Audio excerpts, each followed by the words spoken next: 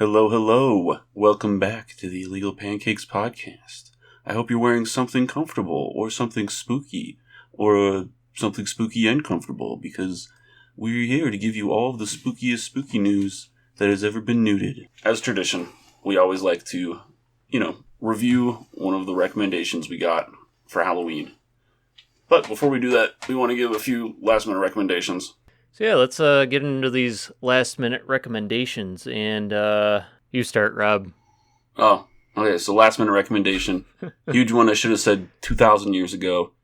Nazi zombies. It's like the perfect Halloween thing because it's zombies, and it's Nazis, and it's scary, and it's fun. It's perfect, or at least I think the World at War levels are perfect. I feel like the farther Nazi zombies went on, the less it got about, being just over-the-top scary. And it just got, weird and, ridiculous. Like, you're going to the moon, and then there's, a castle where you fight a dragon and stuff. And it got weird towards the end. It got too focused on Easter eggs and a bunch of other dumb bullshit instead of actually focusing on surviving the onslaught. But, yep, World at War, perfect way to do it, especially if it's on PC because you get all the DLC for free with the game, which is only $20 now, but don't buy it for $20. Get it when it's on sale, which it probably should be now. I don't know when Steam's doing its damned fall sale, because I don't think it's started yet. Well, the fall sale has not started, but the Halloween sale has. But I don't know if it's on sale for that, because I think it's just horror games. Yeah, but World at War is a horror game. Yeah, because war is horrible. Yeah. But yep, definitely Nazi zombies, Black Ops zombies as well. If you have that, it sort of starts to get a bit foobar towards the end there, but I don't know. It's still classic and enjoyable for me. And then Deriz will always be my favorite level. Yeah, that is the peak combination, whether it's in World at War or Black Ops. It's pretty good, even though I'd lean towards the World at War version just because of the, World War II guns in the mystery box. It was something really stupid that they did. Mini rant, by the way. I don't know why they decided to bring back all the World at War guns just for the stuff off the wall, but then they decided, in the mystery box we get all these, Cold War era firearms. It's almost like they didn't want to write a couple extra lines of code. Yeah. It's I don't know. I don't know what was going on there. But anyway, the video game I'm going to recommend last minute is Silent Hill 4: The Room. Now... Oh, hi, Mark. Damn it. Never mind then, Robbie. That'll just have to wait till next year, and I am damn serious. I'm going to wait till next year. All right. But... another game that I will recommend, and I have recommended to you to watch Night of the Living Dead, the movie. Now I'm recommending you play Night of the Living Dead, the board game. Yes, there is a board game. It's sort of a spin-off of the Zombicide series of board games, which is... how would I describe them? If the Resident Evil board games are... Resident Evil, more survival horror. Zombicide is more akin to, let's say, Left 4 Dead or Dead Rising. So, a bit more action-oriented. It actually incentivizes you to kill enemies. Which seems kind of weird, mixing that with Night of the Living Dead, which is, a slower, more, tension-driven film. But it kind of works out. I will say this, the rulebook is kind of crappy. I was looking through it, and it doesn't really describe to you how to balance the game for, lower difficulties. There's an enemy deck that you put together, and it doesn't really have them on a scenario-by-scenario basis. It just, I guess, tells you to put it all together into one. Same for the item decks. And I find that kind of dumb.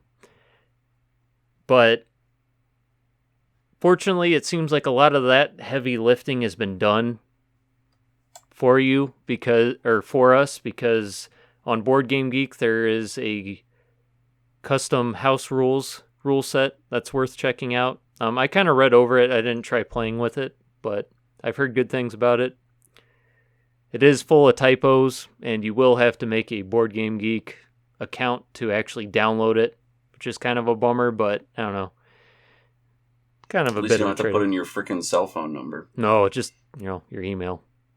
Just tell them you don't want any, whatchamacallit, newsletters Spam. or whatnot. Yeah.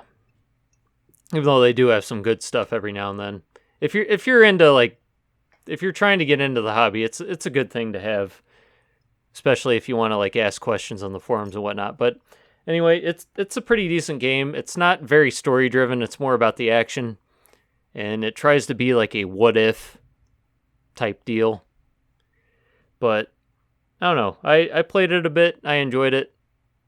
It seems like it'd be a very easy game to teach to other people, and you can play it with up to 6 people, similar to The Thing, Infection at Outpost 31, which is really nice, especially for a dungeon crawler type game that's more action driven. So if you're looking for something more on that level, then maybe choose that over Outpost 31. But it is a little bit more expensive. That is kind of a trade-off. But it is a miniatures game, so that's going to be, unfortunately, a reality for you there. But yeah, it's on Amazon. Yeah, that's what I got to say about that. All right, you got another one, Rob? No. Oh, dang it. Okay, my final one, or my final set of recommendations then, in the literary genre, I guess, is The Ghost Stories of M.R. James. Now, he's kind of what I would consider a hidden gem, but the more I look into him, he seems to be the guy for modern ghost stories. And when I say modern, I mean probably around the turn of the century. I'm not sure 100% sure when he was writing these or publishing them, but kind of around the early 1900s and whatnot. And he deals with more of the antiquarian ghost story. Usually how his stories go, there is sort of a MacGuffin or whatnot, or an artifact, usually a book or something of the like, or an old building or something that usually brings about the haunting. And there's the main character is usually some sort of scholar of history, and the ghosts or the spirits are usually are always malevolent and antagonistic. I've only gotten to read through maybe a small handful of his stories. I found an old collection of them in an antique store. Almost seems like a setup to one of his stories now that I think of it. But what I would recommend as far as what to check out from him are the stories Lost Hearts, The Ash Tree, A Warning to the Curious, and Canon Alberich's Scrapbook.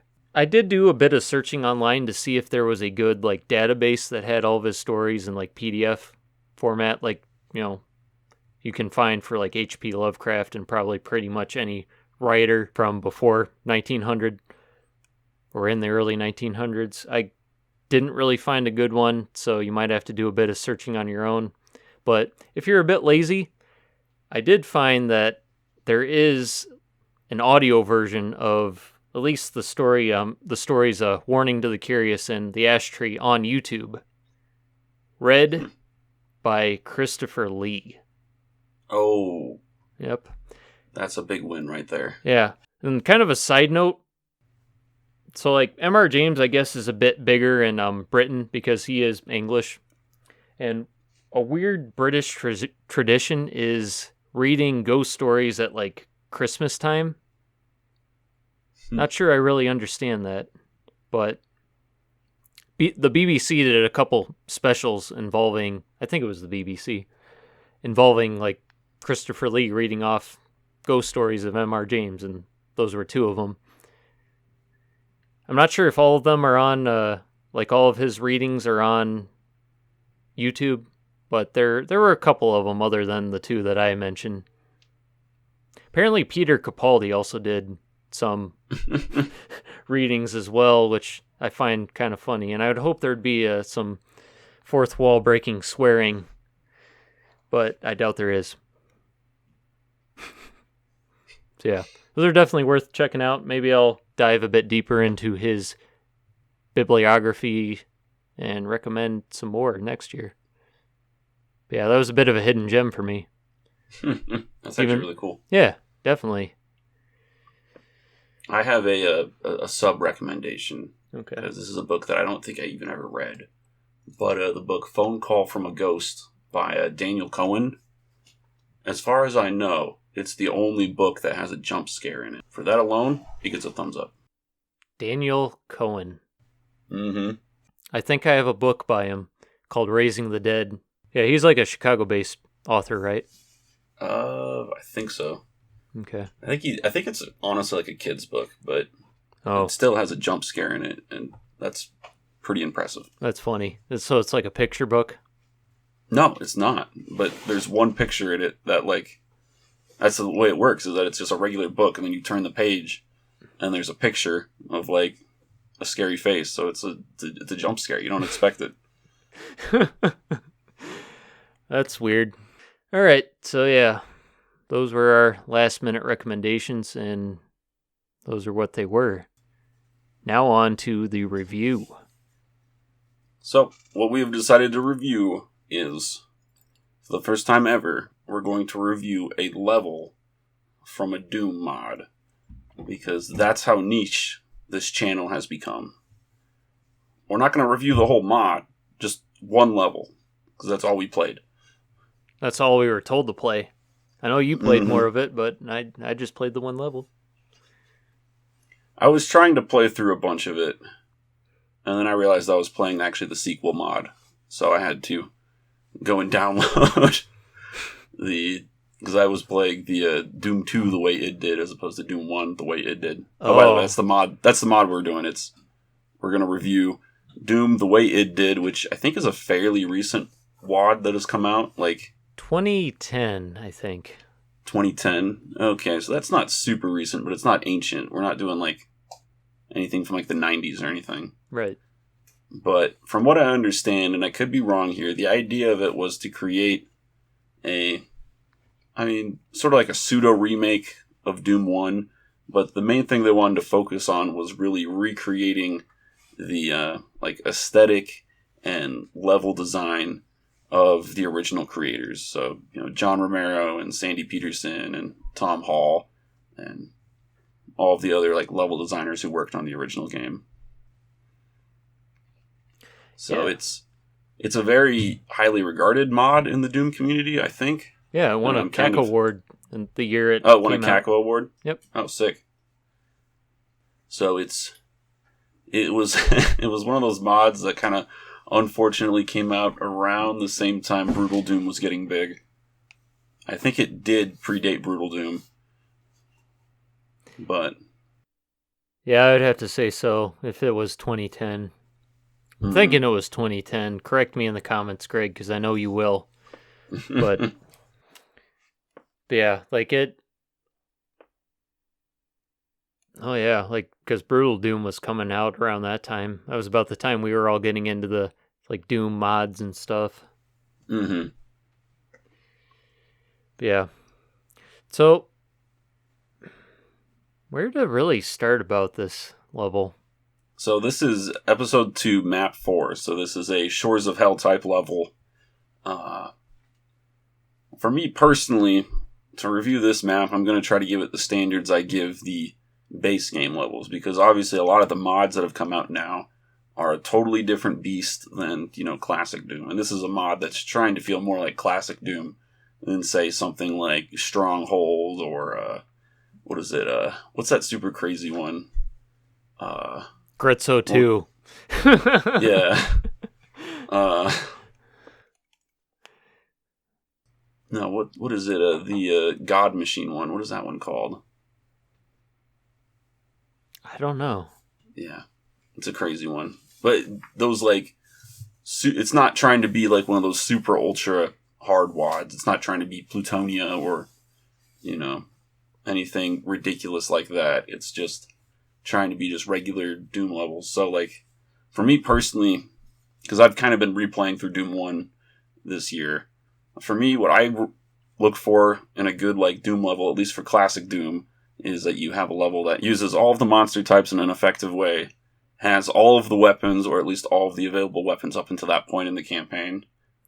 The secrets aren't total BS, and the level design is fun, so, like, not too relying on mazes and stuff, and, actually having a bit of architecture, because the problem with some of the Doom levels is they feel more like Wolfenstein levels, where they don't take advantage of sector heights. So using sector heights is a big pro for me.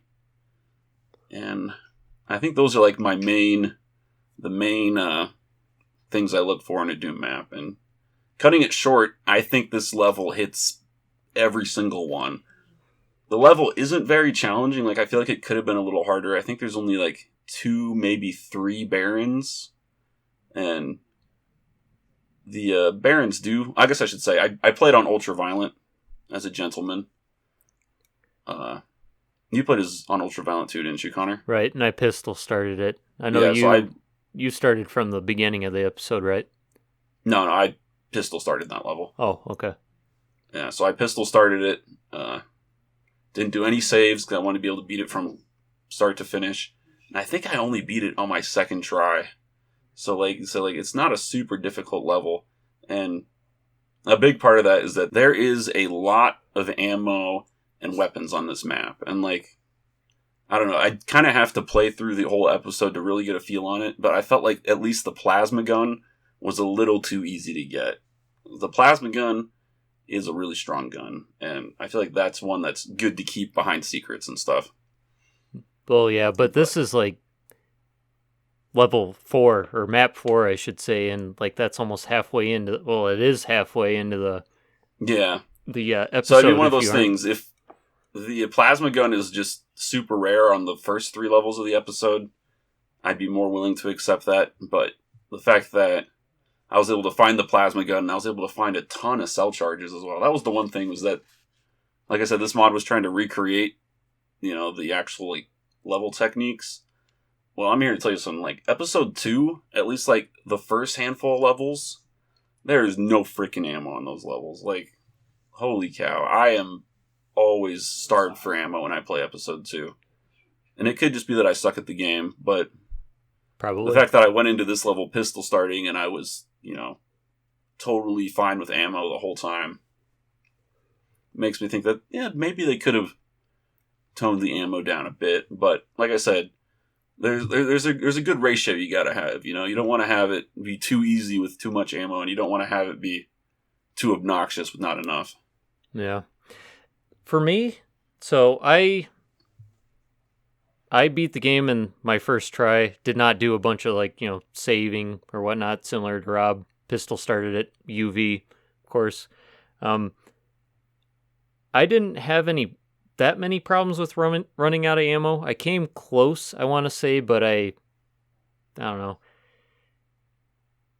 I did have to shotgun and, chain gun Barons, which is always kind of annoying.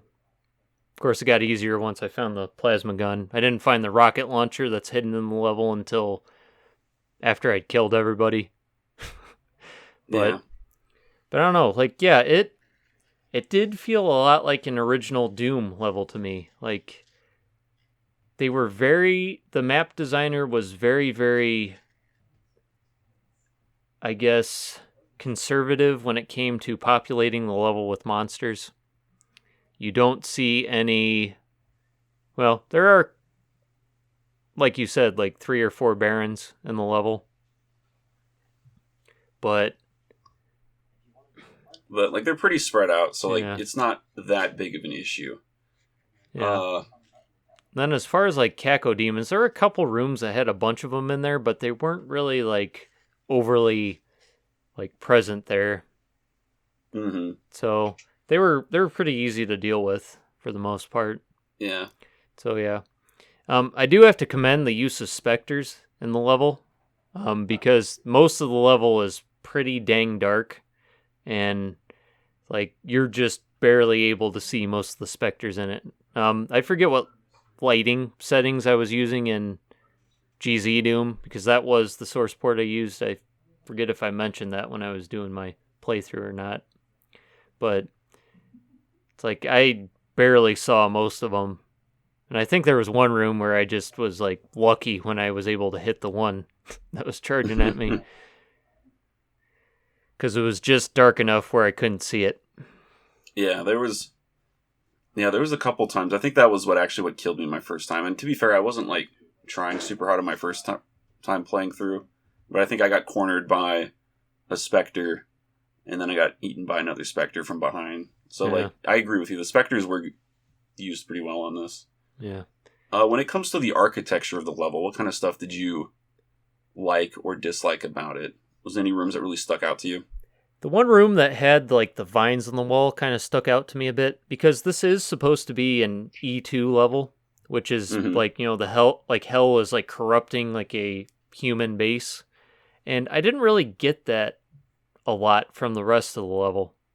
There were like candelabras and stuff thrown in here and there, and like blood. Like there's that one big room with like the blood pool in it, which I guess might have been supposed to be like a UAC like swimming pool or something. So yeah, like there were blood pools and stuff like that, but like I don't know, it seemed like it could have gone a bit further with the like hell corruption. Yeah, I agree with that, but I also kind of feel that way about the original Doom as well. The levels in Doom are just weird, like aesthetically. Yeah. And I both like that and dislike that. One thing I did notice that kind of surprised me was it was actually like right outside of the blood swimming pool. There's an area where it's like a table, and there's like a whole bunch of like jibbed up bodies, and I think there's a dead Marine, and it's surrounded by candles.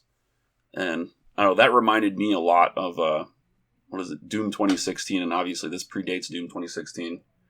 Well, that was a section in the map where it was a very recognizable thing that's going on. Like, this is some type of altar or sacrificial thing that the demons have been using. And you don't get a lot of that. You do get some of that in the classic Doom games, but you don't get a lot of it. So it kind of surprised me to see that after running through hallways for a long time, that you actually get like some type of actual structure that tells a little bit of a story.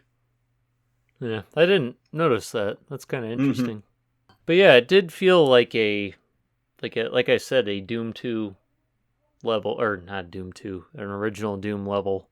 It was, it was a bit of a challenge to go through Pistol Start. I'm pretty sure it'd be much easier if I had gone through the first 3 levels of the episode. Had more weapons, had more ammo. But I think the thing that we should also talk about is, Greg kind of recommended this to us because it's supposed to be like a Halloween-y or more of like a horror type level. And with the low lighting in the level, I kind of got that. I understand what he meant. Like the first like maybe minute, I was like, where is everybody? I was kind of afraid. I was afraid of 2 things. It was like, 1, are the AI not spawning in? And 2, please tell me this is not one of those levels that's just trying to become Doom 3. Yeah. Because those were popular back... I mean, they probably still are now, but I remember in high school I would always... Not only would I try to make levels like that, but there was a lot of WODs where it was like, very Doom 3 in the aspect of they were just trying to see how dark they could get stuff, Yeah. And there are some rooms that are lit up pretty well. Like, I mean, like that big, like, I guess, computer area, whatever you want to call it, that's like upstairs from where you start. That's pretty well lit. There's that one. Most of the level is well lit. It's just that first area is like super dark. Yeah. And then there's that seizure floor room. Oh yeah, jeez. Yeah, that was used pretty well. I was actually impressed by that. And it was annoying fighting that Baron though. I thought it was an imp at first, and it's like, oh no, there's massive pain coming from that way. But yeah, like, and I agree with Greg. Man, the music track that is permanently attached to that level unless you use the custom soundtrack for the mod. Sucks. I like Bobby Prince, but that is probably his worst music track for Doom. Could I ask what track it is? Because when I played it, it didn't play any music. And it's weird because I went and checked on other levels of the mod and it played the actual level music. But for some reason, when I loaded it in this level, it didn't do it. I think it's because I loaded it in using the developer console, and I heard that sometimes when you do that, it doesn't load in the music. It did play for me. I think it's called They're Going to Get You. Okay, it's that one that kind of goes dun dun dun dun dun dun dun dun dun dun dun dun dun. Yeah, that one. Yeah, I know which one you're talking about. Yeah, that one is a weird song. Yeah, that's nobody's favorite Doom song. Right. And like, I kind of appreciate the fact that it's yeah, it probably is. They should have put it on. It is kind of a creepy song, but I don't know. I just remember the first time I played through Doom with you. And, like, for the next, 2 weeks, all we would do is just make jokes about how bad the soundtrack was. And I remember we'd go to, the keyboard in the band room, and we would just, use it and just hit random keys and change the tones the whole time and just make the most awful sounds. Be like, oh, it's the Doom soundtrack. Yeah. I wasn't able to appreciate Class as well back then. Yeah, I always turn the music down to, 0. Mm-hmm. It's same thing, weirdly enough, this is kind of a side note, it happened to me with Symphony of the Night. And that wasn't because I turned the music down, because I don't think you can do that on the Xbox Live version of the game. But, I barely remembered any of the soundtrack the first time playing through it. And then I finally, listened to it, I guess I had my TV volume too low. And, now I really appreciate it. Yeah, that's one of the things that everybody talks about that game is it's got an amazing soundtrack. That's funny. Yeah. And it's with Doom 2, Doom, I purposely turned it down. And then once I was getting into Doom 2, I was taking a more active approach to listening to the soundtrack. And I guess weirdly enough, I think the same thing, I don't remember much of the Doom 2016 soundtrack when I was playing through it. Most of that I remember is actually looking up the tracks online and listening to them. It's I don't remember this song. Still kind of crap. Yeah, I still don't really like the 2016 soundtrack. Yeah. I love Doom Eternals, but I don't know, 2016 still doesn't do it for me. Yeah, it's a psyop. Yeah. It's a psyop, Rob. Everybody's trying to make us go insane. Mm-hmm. But guess who was what insane? is it? Going back to different sections of the level that were built that I really liked. I really liked the opening area, because the opening area, you're in that room, and you can see all of these secrets around you. You can see the Soul Sphere, and you can see a thing of armor and rockets and stuff. Yeah. And obviously you can't get to those, but I like the fact that at the very beginning of the level, it shows you some of the secrets you can unlock, and it's all right, go to town, buddy. Yeah. Go. That is kind of a Romero thing. He was more about outdoor areas that you could see, that you could get to somehow, knowing that you could somehow get to them. So maybe, I don't know, maybe that was more of a Sandy thing, just having visible secrets and I don't know. Yeah. The other thing I liked, the secrets, I think I said this earlier, the secrets were pretty easy to find. I did have to look up online how to get to the last one, but the one I had the issue is that one of the sections, there's some brown vines, and it's a door right there. If I had just been, using my eyes a little better, I think I would have been able to catch that. I probably missed that one. Yeah, that was the one with the chainsaw, and it also took you to the Soul Sphere.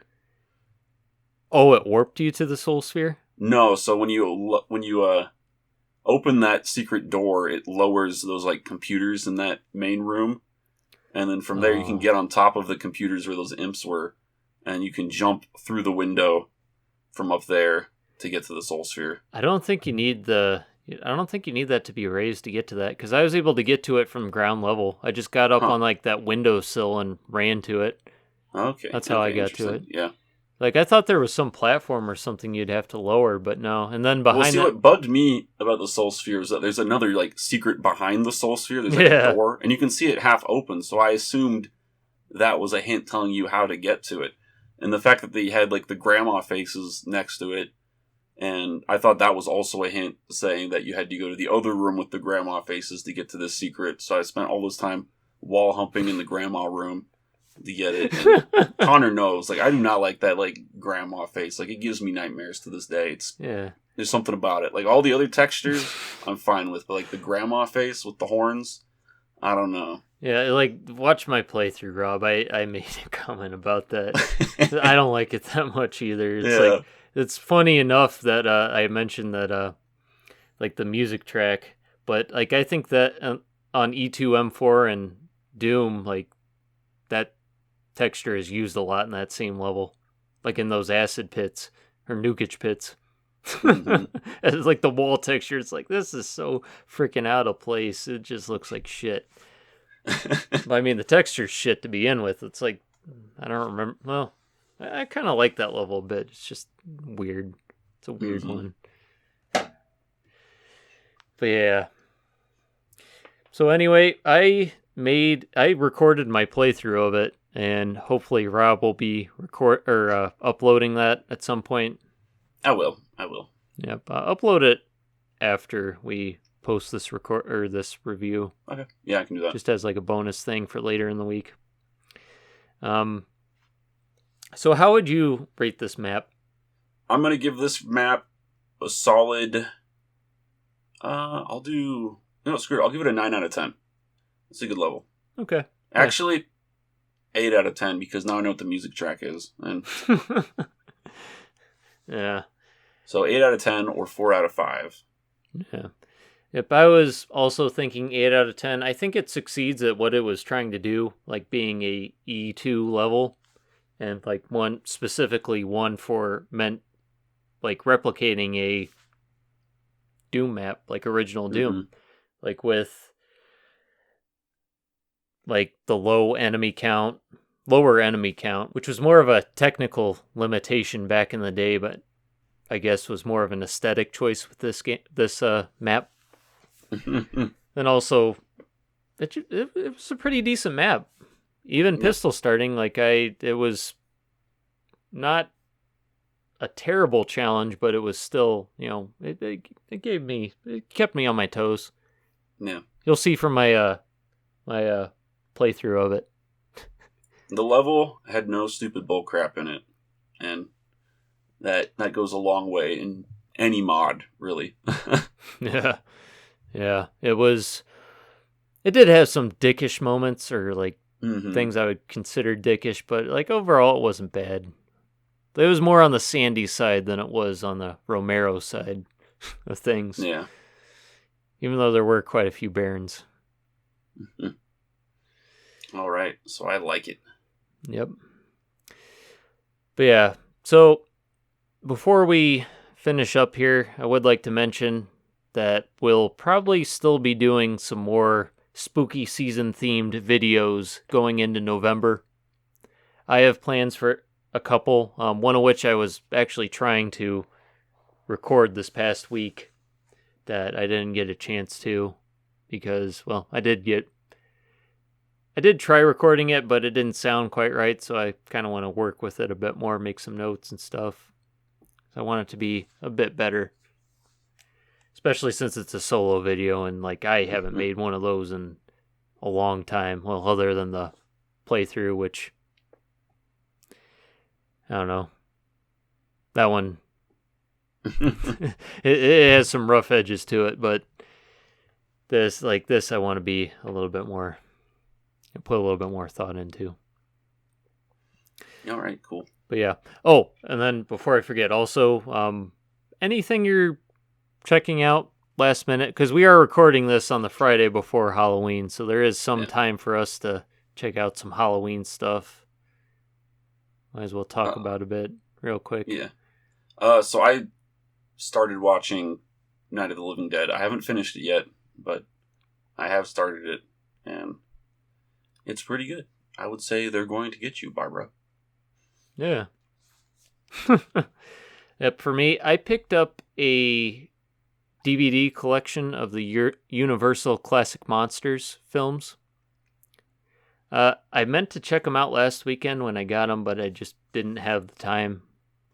And I'm actually thinking about watching one of them tonight because they aren't that long. They're only like an hour and a quarter each. So I'm thinking about either like checking out Frankenstein or Dracula. Which should I do? I'd say Frankenstein because I've actually seen that one. Oh, okay. And I remember enjoying it as a kid. Alrighty, and that I will do. And then also, I wanted to check out House on the Hill or whatever it was, the Vincent Price movie that Greg recommended. Because it's on YouTube. I just did not have the time. Like, I didn't make it priority, unfortunately. Yeah. So maybe I'll depending look on how into it. soon I finish midterms and Night of the Living Dead, I do plan on trying to check that one out. Yeah. Maybe watch House of the Long Shadows after that. Yeah, that was a House on Haunted Hill has actually been one that's been on like my list since I was like 12, I think. Because I remember I had like a DVD of H.G. Wells' Things to Come, and at the end they had a bunch of different commercials for other like movies of that era that they colorized, and one of them was a trailer for House on the Haunted Hill, and I was like, oh, that movie looks sick. He's a skeleton. That's awesome. Like, I had no idea who Vincent Price was, so it's one of those movies I've always wanted to watch. I've just never sat down and done it. Yeah. So yeah, maybe we could do a late spooky season review of that too. Yeah, I mean, we're actually making videos for once, so yeah, maybe we should try to stay on this train. Yeah, we should. Yeah. So yeah, if you check it out, let me know and we can do a review of it, or maybe at least do a review of Night of the Living Dead, since it sounds like you've made headway into that. So yeah, I'll have to watch that again because it's been almost a month since I saw it. But yeah, that one's worth talking about. Yeah. Alrighty, All right. So this has been our Halloween review. Still feel free to check out our Halloween recommendations videos and our reviews from years past if you have not. This is me, Connor, or is it me, Robbie? I don't remember anymore. I drank my thermometer this morning. Connor. No, I think it is me, Robbie. Wait, hang on. Me, Stormtrooper head guy. Or no, am I the Death Trooper? Yeah, you're the Death Trooper, and then I'm the Sith Trooper. Right.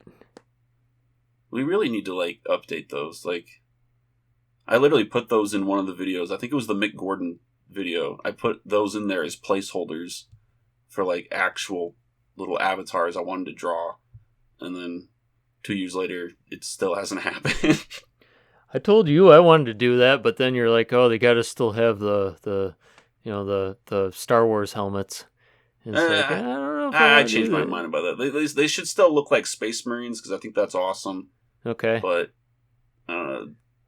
somebody make a comment on what they want. Like, at this point, I don't care, but I want to stop using those freaking PNGs, because I don't know, those PNGs probably have copyrights on them. Like, yeah, we're not gonna get struck for that, but like, they're just basic stock photos for, like, movies. And like, I mean, the Death Trooper is cool because he's in Rogue One, and I like that movie.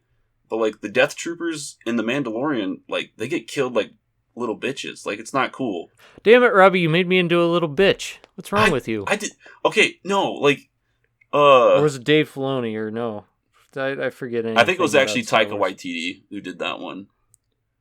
Oh, it's Book of Boba Taika Fett. Waititi's.